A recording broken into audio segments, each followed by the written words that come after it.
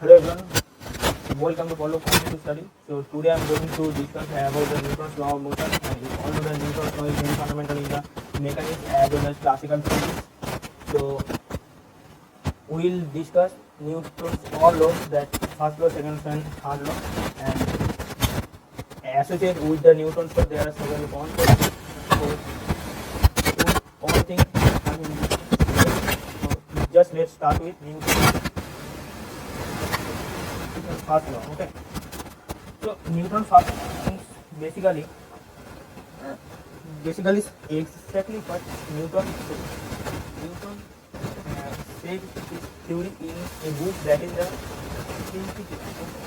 So Newton's just what Principia. Okay, so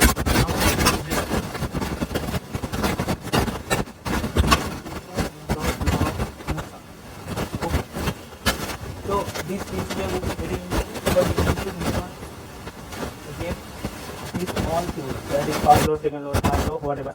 So exactly Newton said, exactly what Newton said. Newton basically said that in this first law, that every object or every body is in rest or is in motion in a straight line if there is no external force applied on this object or on this body. Okay, that means if we have not applied any external force, then every body is in motion or every body is in rest condition. That means those bodies who are in rest, it remains in rest, and bodies who are or who are moving, it remains in moving if we have not applied any external force. Okay. So this is basically the basic principle of this Newton's first law, and in this Newton's first law we have get some information that is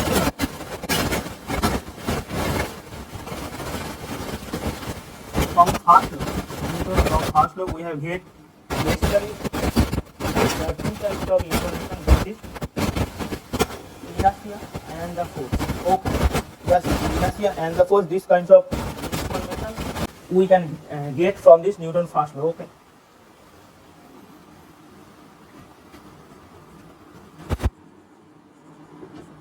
inertia and force. Okay, so here we will discuss each and every concept what we have get from this Newton's first law, that is inertia and the definition of force. Definition of force. Okay,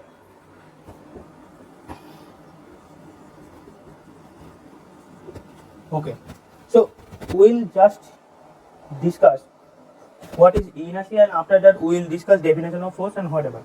So just started with inertia. So basically what is inertia?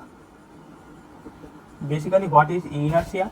Now inertia is a concept that is a body is in rest condition, it remains in rest, or a body is in motion condition or moving in a straight line with a uniform velocity, whatever. The body remains in uniform velocity or the body remains in moving position if there is no external force, or we can say if we have not applied any external force, then the body is in rest, it remains in rest, and the body is in motion, it remains in motion condition. That is the inertia of a body or inertia of an object. Okay,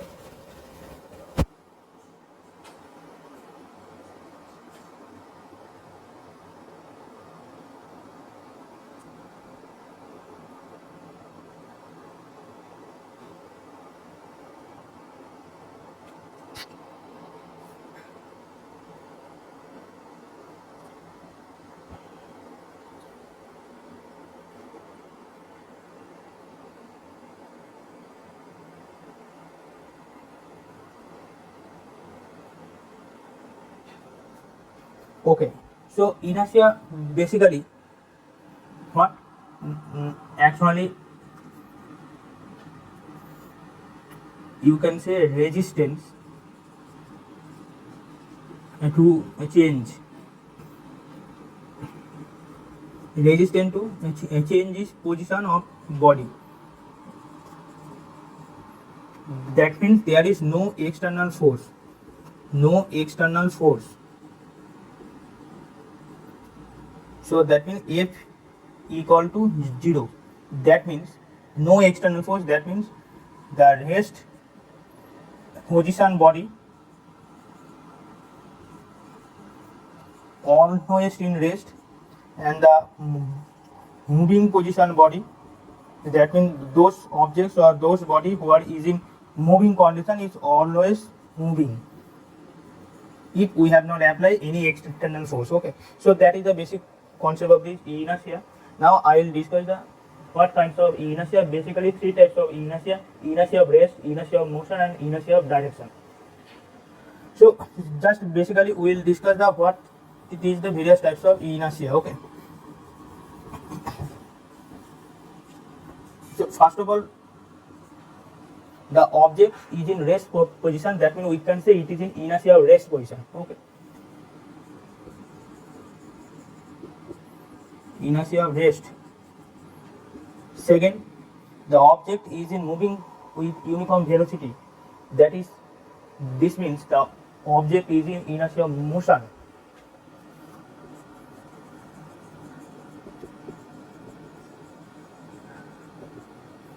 And number third is inertia of direction. That means a body is in same direction. Okay,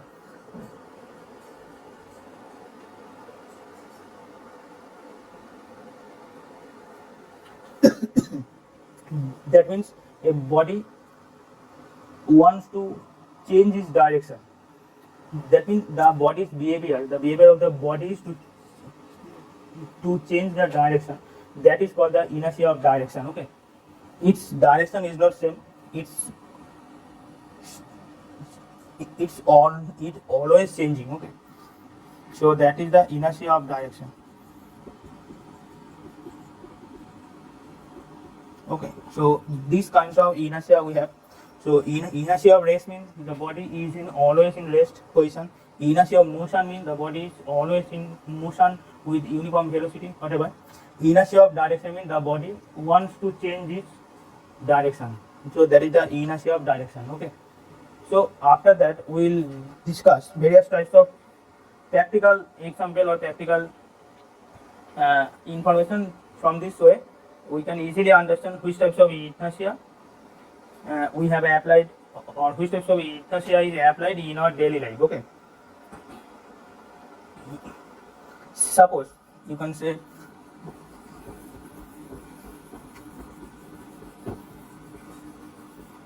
suppose the passenger in a bus or the passenger in a moving vehicle is suddenly stopped. The passengers are moving forward. Why? Because of the inertia of motion. Because the vehicle is motion, and in the vehicle passenger are always in motion. The vehicle is just suddenly stopped. That means the passenger is tying to motion, but vehicle is stopped. That means the passenger is tying to in motion. So due to inertia of motion, the passenger is in forward direction. Okay, so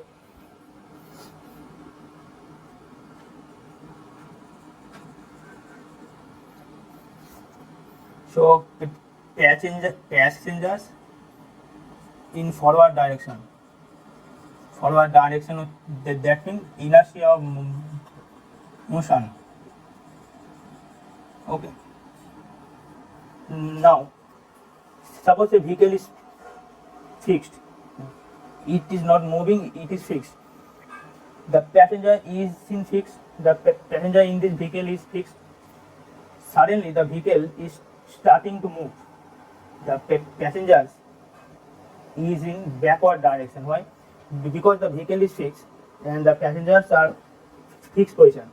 But when the vehicle is trying to move suddenly, the passengers are remaining trying to fixed position.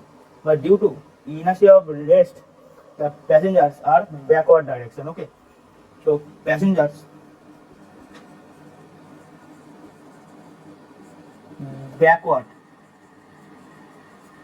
that means its inertia of rest. So due to so passengers are forward, what is the reason? Reason is inertia of motion. Passengers are backward, what is the reason? That is inertia of rest position. Okay, inertia of rest.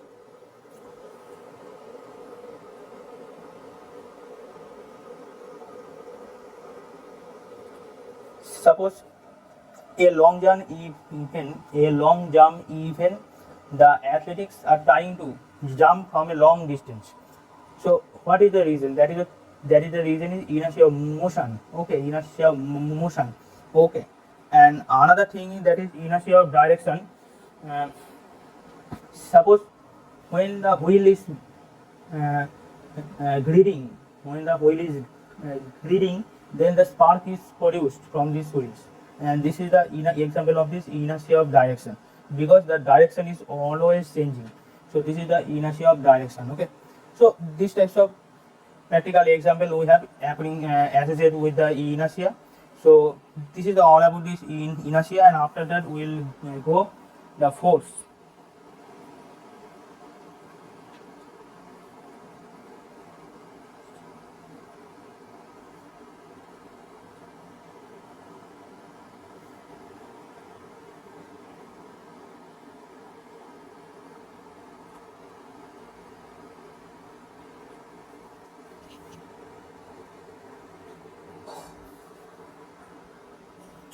So the force is what? Force is basically to change the position of the body. That means the body is in rest position. By applying this force, the body may be in motion position or may be in moving position, and the body is in moving or motion, it may be rest. Okay, so force means basically it tends to change the position of object. Okay, suppose this object A is in rest position. So if we apply the force, I will apply the force here. This body may be in motion. Okay, this body may be in motion, and suppose here is a body B and it is in motion. So if we apply the force here, it may be rest position. Okay, so that is the force. Basically force tends to change the position of object. Okay, the body is in rest, it may be in motion. The body is in motion, it may be in rest position. Okay, so after that we will discuss about the Newton's second law of motion. Okay, so this is the Newton's second law. So what is the basically Newton's second law? That is the rate of change of momentum of a body is directly proportional to the applied force, and it takes place in the direction in which the force acts. Okay, that means the rate of change of momentum is directly proportional to the applied force. Okay, that means force directly proportional to the momentum. Okay, and basically it's a rate of change of momentum. Okay,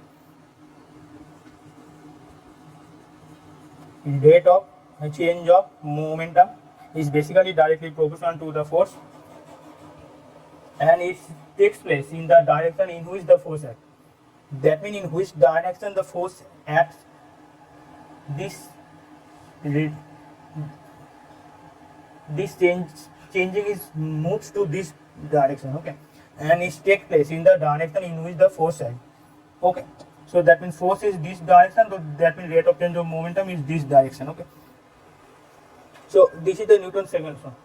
After that we will discuss the what is momentum, because we have used in this, because in the Newton's second law it is used that momentum. So now the question is, what is momentum?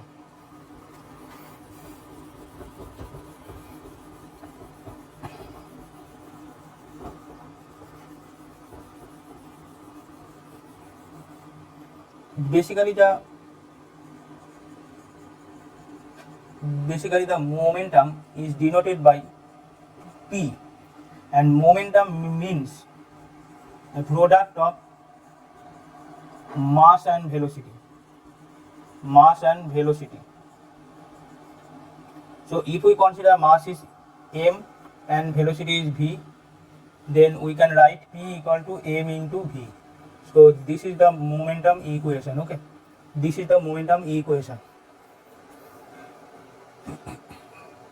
So here we can easily find out the SI unit of this momentum, that is SI unit.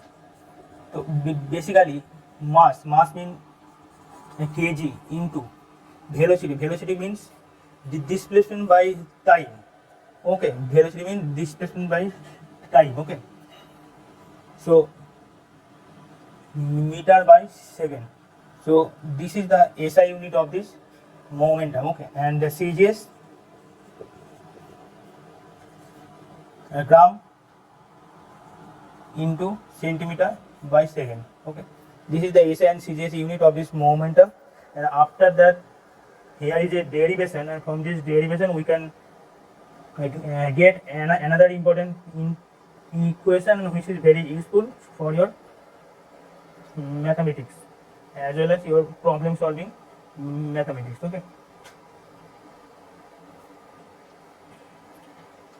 suppose, so this is the all about this momentum, and here we can derive very important equation and which is used in mathematics.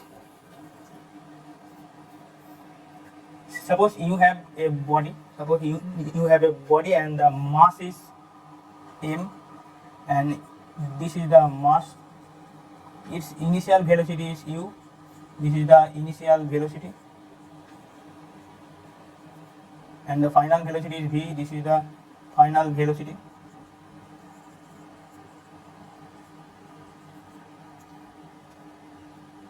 So here the time is t. Okay, so basically what is the Newton's second law? Newton's second law is force is directly proportional to the rate of change of momentum. So first of all we have to find out what is rate of change of momentum. Okay, so basically and here a means acceleration, okay. So basically acceleration means final velocity minus initial velocity divided by the time. Okay, so this is the acceleration. Okay, and the rate of change of momentum means mv, this is the final momentum, and mu, this is the initial momentum. And there is a difference between this final momentum and initial momentum divided by small t, that means the time. This is the rate of change of momentum. Okay, this is the rate of change of momentum. So m u divided by t, m is common from this here, so v minus u divided by t. Okay, so here you can see so in that particular case, here is a very fundamental, that is the Newton's second law. Newton's second law is what? Force is directly proportional to the rate of change of momentum. So this is the rate of change of momentum. So this is m v minus u divided by t. Okay, and v minus u by t, this is the acceleration we have. So f, and here is a constant. We know there should be a constant. We can consider k into m v minus u divided by t, and this particular portion is acceleration. So f equal to k into m into a. If we consider the unit force means m is 1 kg, acceleration means 1 meter per second square. So and the force is 1, unit force হচ্ছে 1 Newton, the unit of force is Newton, we will discuss later. 1 equal to k into 1 into 1 means 1, so k equal to 1. If k equal to 1, then we can easily write F equal to m into a. So here we can get the another information, what that is force equal to mass into acceleration. Force equal to mass into acceleration. This is the one of the very important equation of the Newton's second law as well as momentum whatever. Okay.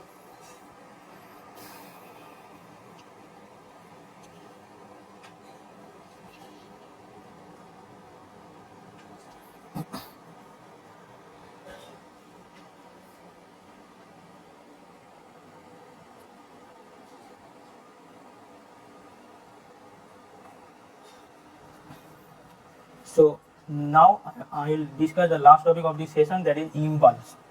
Impulse means what? Impulse means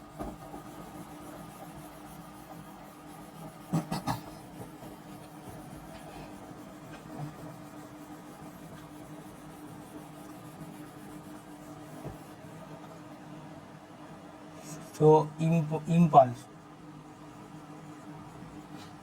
A force is applied to a body during a certain interval of time, or during a certain time interval a force is applied to a body.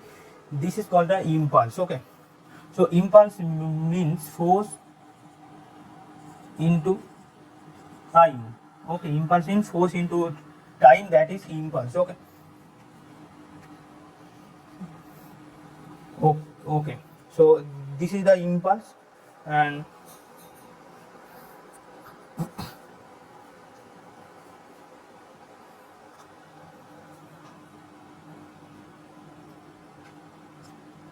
its SI unit is kg meter per second, and CGS unit is gram centimeter per second. Okay, so this is the impulse.